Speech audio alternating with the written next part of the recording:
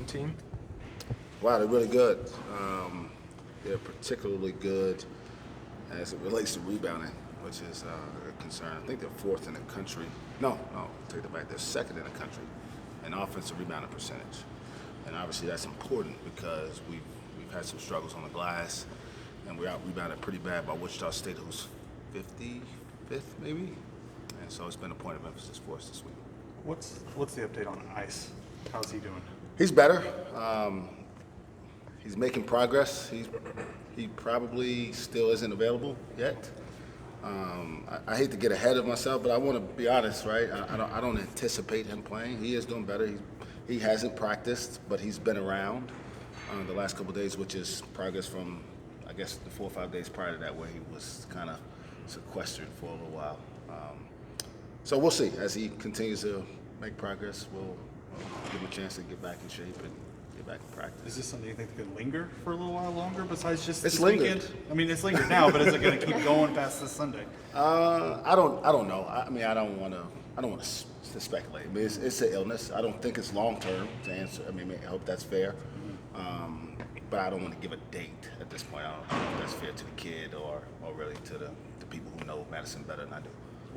With Ice being out and getting Chris and Avery extended minutes, how have you seen their game kind of grow over the past couple weeks? Yes, these are really hard things to go through, but I think they're long term beneficial. I think part of the reason that Ice and Yor have been able to be as good as they've been at times this year is because of what they had to go through last year, and I think we'll see the same thing happen with the young guys that we're just it's trial by fire, and I could schedule I could put a schedule together that would probably mask any of our deficiencies.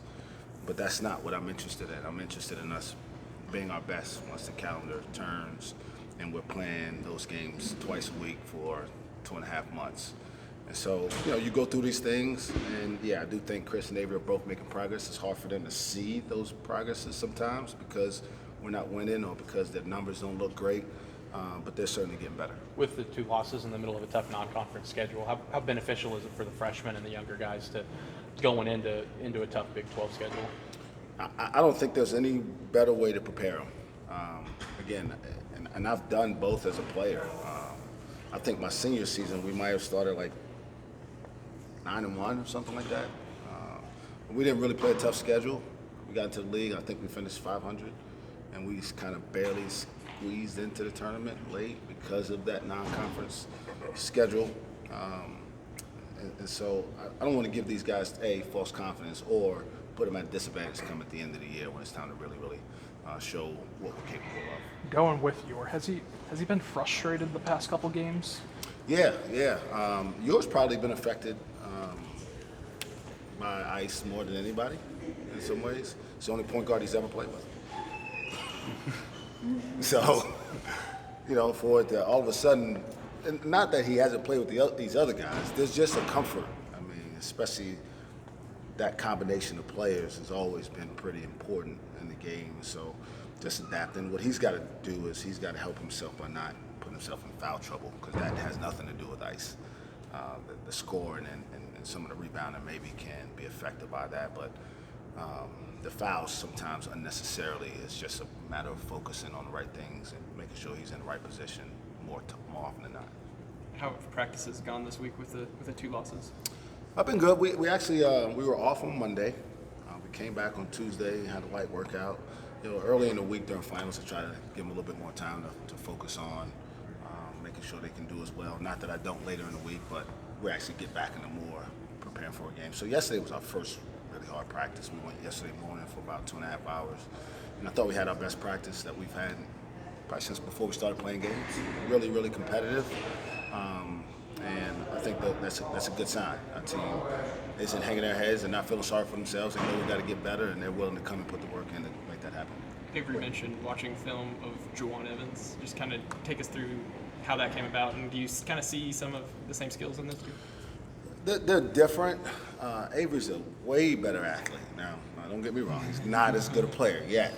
He can become that. He needs some more. That cake needs to be baked a little bit longer.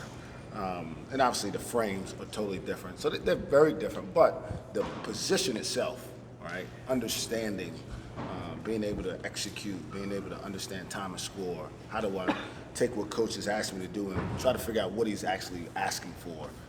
I call a pick and roll play, for instance. It's not necessarily for him to score every time. Maybe trying to take advantage of a big switch-in or a big guy popping or something like that. So just his evolution. It's really good that he's starting to do that more consistently because I think that'll expedite his learning process. Has he talked to you much about watching JaJuan's game or looking up to him? We watch film and we talk all the time. I try to have incredible relationships with all our players, but as it relates to the game, I don't think there's any more important relationship than it is between the head coach and his point guard. Kind of like a quarterback for a football team. You know, they kind of got to be your eyes and ears on the court. They got to be an extension of your thought process, and we're still in the early stages of that for him. But it's no different than this time of year. I was watching a lot of film with Likely. Trust me. When he comes back, you can ask him. He'll tell you. What have you thought about the way Quinton Grimes has been able to transfer his game to Houston? He's always been really good. You know, I may have mentioned before I recruited Quinton when I was an assistant here briefly. Tremendous talent, can really score, and sometimes just about finding a better fit. And I think he's found a really good fit. A coach that's allowing him to maybe be more featured. I would say Kansas, you're surrounded by other really talented guys, but I've always thought he could be a high-level producer because he scores effortlessly most of the time. Transfers seem to have gotten more liberal just in the last year. You obviously had your struggles with Mike and with Cujo having to sit out. Just kind of what have you thought about that process? I wish it was more consistent.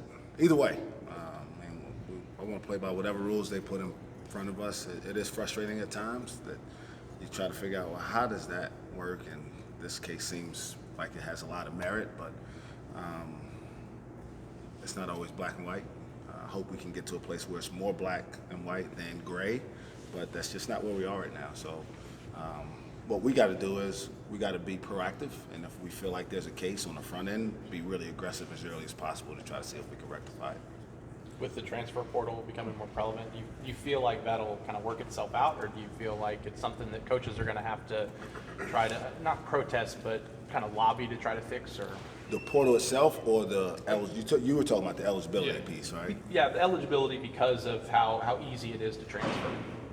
I think they're totally separate deals in a lot of ways.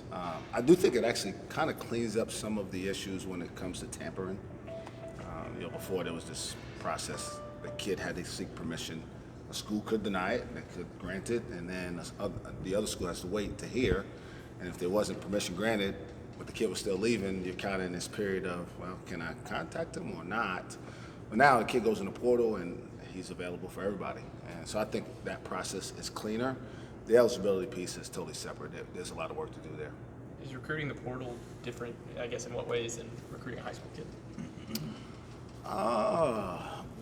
There's probably challenges there that you don't anticipate. You don't have as much time to get to know the kids in the portal. Yeah. And so the alignment in terms of what the expectations are, what the kid may be looking for, can kind of get glossed over sometimes just in the urge of signing a really good player or someone who has a big name or has put a big number somewhere. Doesn't always work. So I'm always in favor of having more time to develop a relationship, to have honest conversations about what we expect, about what they expect, to see if it's a match. But obviously transfers have been significant factors in our game for a long time. And I read something yesterday. Obviously, guys, I read a lot that all four guys in the playoff for transfers. Pretty significant football deal, right? Mm-hmm. All four of the quarterbacks are transfers from somewhere else. So it's working. I don't think it's going away, that's for sure. But you do have to be a little bit meticulous on just how aggressive you are, because if you move too fast, you could wind up getting something you don't expect. How did that go for you, for example, like with Jonathan when you recruited him, kind of trying to, like you said, build that relationship faster and get So Coach Pastrana was heavily involved there. The kid's from Florida, so was Coach Pastrana. He had known the kid longer, so there was already some, at least through his coaches in AU and high school, there was some sort of relationship where we could go back and say, hey, can you tell me about the type of person he is? Like, what are his goals? What's he looking for in his last year? Does he want to go somewhere where he can average 25 a game? Or does he want to go to a place where he feels like he could be a part of a winner, playing in a state tournament? The latter was true, and we thought it was a good fit for us. You mentioned rebounding earlier. Obviously, having Yor on the floor for longer would help with that. But what are some other ways that you've tried to correct that issue? I think it's even more that our guards have to help. You know, Lindy's got to be a better, more consistent rebounder. Keelan's got to be a more consistent rebounder. He does pretty good offensively because he wants to score, but on defense, not as much. And then our young big kids, you know, Hiddy and Caleb have to grow and understand the physicality. We just got pushed around quite a bit on Sunday, and we watched the film, and hopefully those guys have now, right? We can it's one of those things, right? You ask, how do you prepare these guys? Well, we can talk about how aggressive, because we watched it on film as coaches, but sometimes it's not till you get out there and you're like, well, I know Coach wasn't lying, but this seems more significant than even what he said. And, you know, a lot of those kids, Caleb especially, probably giving up 25, 30 pounds most nights, the guys he's guarding. So it's just a process of understanding. You can't rely on just out-jumping people. You're not necessarily going to hold them off long. You got to get your teammates to help you, but you got to initiate the contact more times than you take it. What are the challenges of trying to implement defensive mindset in younger players? Because it's never been before. It's like a newborn baby in that regard. You can't spit up on me. Don't do that. Man. So it's hard, but it's part of it. I mean, everybody's got freshmen. I'm not here complaining at all. I like our kids. They're coachable. But it takes time for them to really value that. They hear you talk about it, but they don't understand how important it is until it costs you. The game will cost them minutes or cost them opportunities that they feel like they should have. And it's no different this year than it has been in any other years. We just have more that we're trying to play now. You mentioned the physicality. Can you simulate that at all? To a certain degree, yeah. Not as much as maybe you could do when I played or even prior to that, right? People keep suggesting that I pull out helmets and pads and stuff. And I can't imagine standing here if someone had a concussion because they got hit in the head with a football pad during basketball practice. I couldn't imagine the questions I would get. So we're not going to do that. Probably can't do that anymore. They don't want football players playing football anymore, right? So they definitely don't want to see me out there trying to practice football. So we can, to a certain degree, we can try to talk about it. We can show them on film. We got to get them strong in the weight room. That's part of the process. The truth is, experience helps more than anything.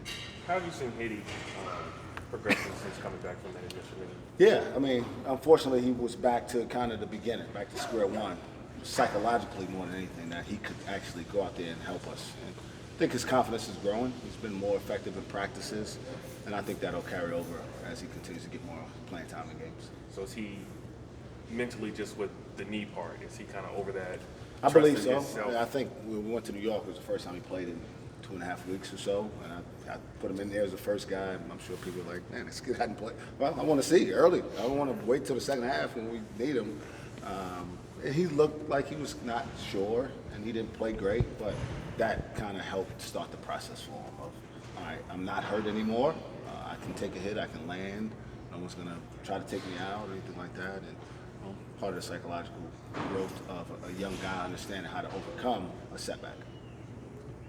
Trey graduates tomorrow. You've talked a lot about his value to the team, but what does he really mean? I don't really know if I could ever quantify how much he means to me personally. In a lot of ways, I'm Trey Reeves here. I'm the walk-on, right? I'm the guy who isn't supposed to be able to have success here, and I am him also in that you just work anyway. You just do what you're supposed to do. You show up on time. You treat people right, and ultimately success finds you. He is going to be an unbelievable professional, whatever he does. He's going to be a great ambassador for our program. He's the best teammate I've ever seen, ever, anywhere. And obviously not because of his basketball talent. He cares about this university, about our program as much as anybody I've been around. And I just can't wait to see what he does next, because I'm going to call it, try to be a hanger-on a little bit. I owe him about 8 steaks, but it's neither here nor there. Stakes for what? He's got a 4.0 for like eternity. So I don't know if the kid's ever gotten a B. Yeah. And he gets to get a steak when we go out to eat as a team when he does that. So. Not that he needs me to get him steak. His maturation. You know, you've been here for most of that. How has he matured and grown and kind of come out of his shell? Yeah, I'll be honest. I walked in the first day Trey walked in here.